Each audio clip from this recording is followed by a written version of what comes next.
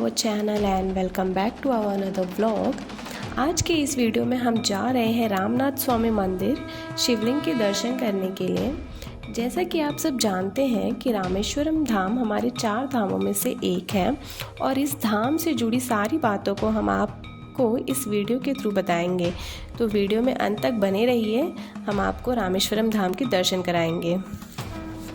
कहते हैं कि भगवान राम ने रावण का वध करने के बाद ब्राह्मण वध के पाप से मुक्ति पाने के लिए इस अग्नि तीर्थम में स्नान किया था। इसलिए मंदिर में दर्शन करने से पहले यहाँ अग्नि तीर्थम में स्नान किया जाता है। उसके बाद 22 कुंडों का स्नान करते हैं, फिर आप कपड़े चेंज करके दर्शन के लिए जा सकते हैं। अभी सुबह के 5 बज रहे हैं और हम जा रहे हैं मणि दर्शन के लिए। आपको बता दें कि अगर आप मणि दर्शन करना चाहते हैं तो आपको सुबह 5 बजे यहाँ मंदिर आना है, क्योंकि मणि दर्शन का टाइमिंग सुबह 5 से 6 बजे का है। उसके बाद आप उनके दर्शन नहीं कर सकते हैं। मंदिर में प्रवेश करने के बाद दर्शन के लिए अंदर 2 लाइन होती है। एक नॉर्मल दर्शन की लाइन है और दूसरा स्पेशल दर्शन लाइन है, जिसके टिकट का कॉस्ट है 200 पर हेड। तो आप अपने कन्वीनियंट के अकॉर्डिंग दर्शन कर सकते हैं। मंदिर के अंदर मोबाइल फ़ोन्स और कैमरा अलाउड नहीं है, तो आप दर्शन करने के पहले अपना फ़ोन होटल में या लॉकर में रख कर ही जाएं। मंदिर के बाहर ही आपको लॉकर मिल जाएगा, जिसके चार्जेस 10 रुपीज़ हैं और उसके बगल में ही शू स्टैंड भी है। हमारा मणि दर्शन हो गया है और बहुत ही अच्छे से दर्शन हुए। ये हमारा सौभाग्य है कि हमें मणि दर्शन बहुत ही नज़दीक से किया। यहाँ ऐसी मान्यता है कि आपको भगवान शिव के ज्योतिर्लिंग के दर्शन करने के पहले यहाँ इस अग्नि तीर्थम में स्नान करना होता है। उसके बाद 22 कुंडों का स्नान करना होता है। फिर आप अपने कपड़े चेंज करके मंदिर में दर्शन करने के लिए जा सकते हैं। 22 कुंडों का स्नान करने के लिए आपको 30 से 40 मिनट लग सकते हैं। उसके बाद मंदिर में ही कपड़े बदलने की व्यवस्था भी है, तो आप वहां चेंज करके दर्शन के लिए जा सकते हैं। 22 कुंड स्नान करने का 25 रुपीज़ पर पर्सन टिकट है। हर कुंड के पास 1 या 2 मंदिर के कार्यकर्ता होते हैं जो बाल्टी से कुंड में से पानी निकालकर आपके ऊपर पानी डालते हैं।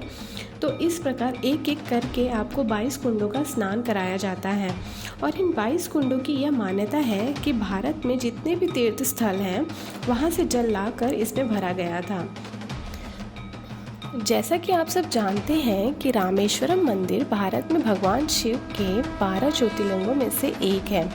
रामेश्वरम ज्योतिर्लिंग, जिसके लिए पूरी दुनिया में जाना जाता है, वो है यहाँ का लॉन्गेस्ट कॉरिडोर। ये वर्ल्ड का लॉन्गेस्ट कॉरिडोर है। 1000 फीट लंबा, 650 फीट चौड़ा और 125 फीट ऊंचा है। यहाँ 3 विशाल गलियारे हैं। पहला सबसे पुराना है, दूसरे गलियारे में 108 शिवलिंग है और तीसरे गलियारे में 1212 स्तंभ हैं, जिन्हें इस तरीके से लगाया गया है कि आपको लगता है कि आपके साथ चल रहे हैं। इन स्तंभों पर की गई जो नक्काशी है वो बहुत ही अद्भुत है। इसके अलावा भी मंदिर में बहुत सी सुंदर सुंदर शिव प्रतिमाएं हैं। नंदी जी की भी एक विशाल मूर्ति है। कहते हैं कि भगवान श्री राम ने श्रीलंका लौटते समय इसी स्थान पर महादेव की पूजा की थी, इसलिए इसका नाम रामेश्वरम पड़ा, अर्थात राम के ईश्वर।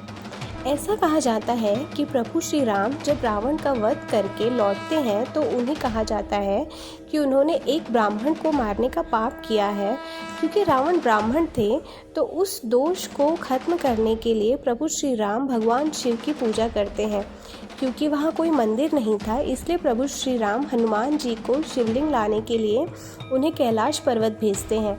जब हनुमान जी समय पर शिवलिंग लेकर नहीं पहुँचते हैं, तब माता सीता रेत से ही शिवलिंग बनाती हैं और भगवान राम ने उसी शिवलिंग की पूजा की, जिसे रामलिंगम कहा जाता है। और बाद में हनुमान जी द्वारा लाए गए शिवलिंग को भी वहीं स्थापित कर दिया गया, जिसे विश्वलिंगम कहा जाता है। अभी हमारा मेन दर्शन भी हो गया है और सुबह हमने मणि दर्शन भी कर लिया था एंड हमारे दोनों दर्शन बहुत ही अच्छे से हो गए। अग्नि तीर्थम और 22 कुंडों का स्नान भी हो गया, सब कुछ बहुत ही अच्छे से हुआ। तो अभी हम लोग जा रहे हैं अपने होटल, वहाँ पे जाके ब्रेकफास्ट करेंगे। अभी हम लोग दर्शन करके आ गए हैं होटल में और ब्रेकफास्ट करने जा रहे हैं। तो ब्रेकफास्ट में देखिए ऐसे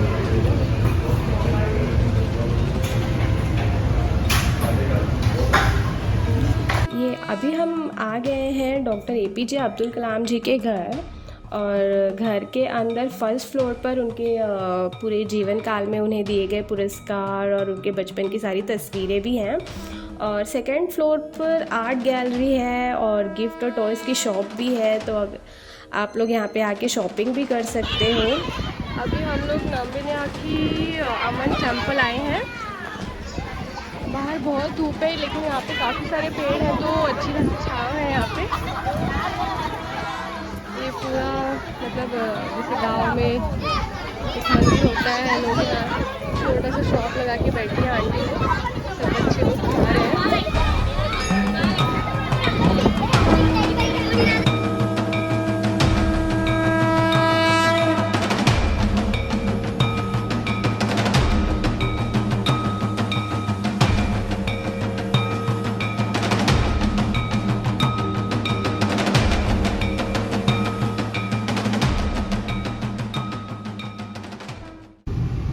अभी हम लोग विभीषण टेम्पल जा रहे हैं।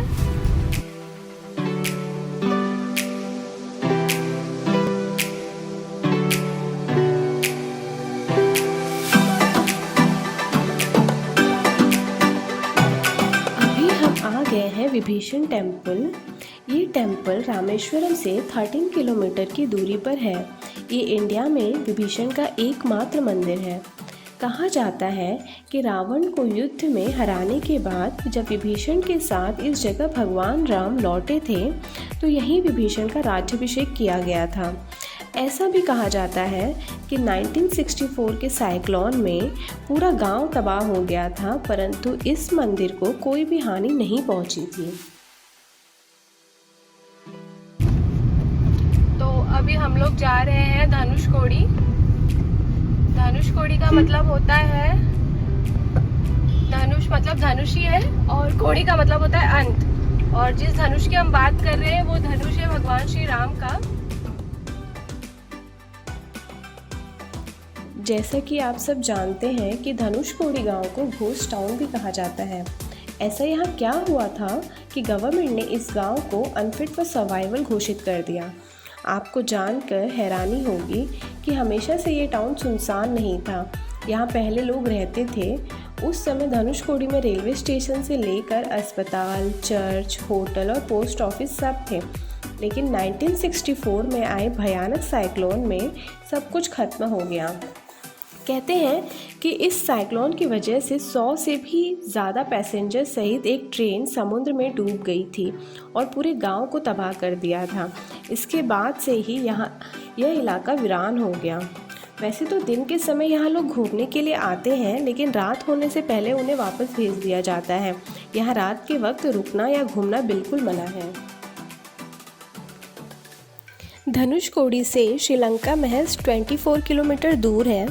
कहा जाता है कि भगवान राम ने अपने धनुष की नोक से इशारा किया था और भगवान हनुमान ने अपनी सेना के साथ श्रीलंका तक पहुंचने के लिए समुद्र पार करने के लिए पुल बनाया था, जिसे राम सेतु के नाम से जाना जाता है।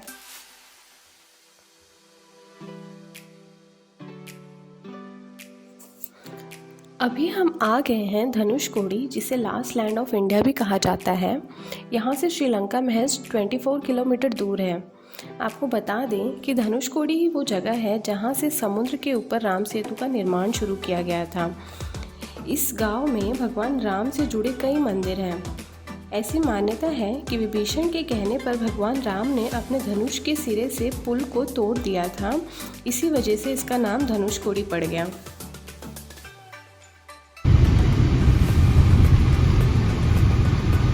यही चेक पॉइंट है जहाँ पे एंट्री रिस्ट्रिक्ट कर दी जाती है। हमें 5 बजे के बाद यहाँ से एंट्री या एग्जिट अलाउ नहीं करते हैं वो। और अगर आप लेट हो जाते हो रिटर्न जाने के लिए तो फिर वो आपसे रीज़न भी पूछते हैं और आपको कुछ वैलिड रीज़न उनको देना होता है। तो तो ये बोटिंग पॉइंट है जो रामेश्वरम टेम्पल के जस्ट बाजू में ही है। अगर आप इंटरेस्टेड हो तो आप आ सकते हो और बोटिंग भी कर सकते हो। ये सुबह 6 तक खुल जाता है और शाम को 5:30 को ये क्लोज़ हो जाता है। 100 रुपीज़ पर हेड चार्जेस हैं इसमें।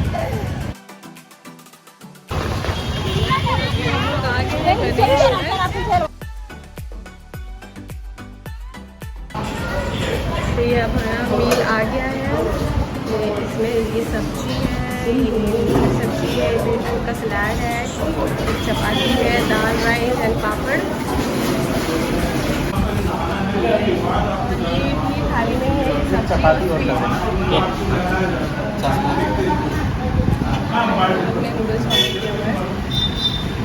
हमारे रामेश्वरम धाम की यात्रा पूरी हो चुकी है और इस वीडियो को यहीं पे एंड करते हैं।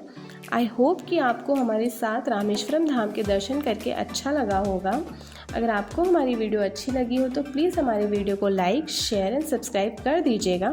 Thank you so much for watching our video. Bye bye.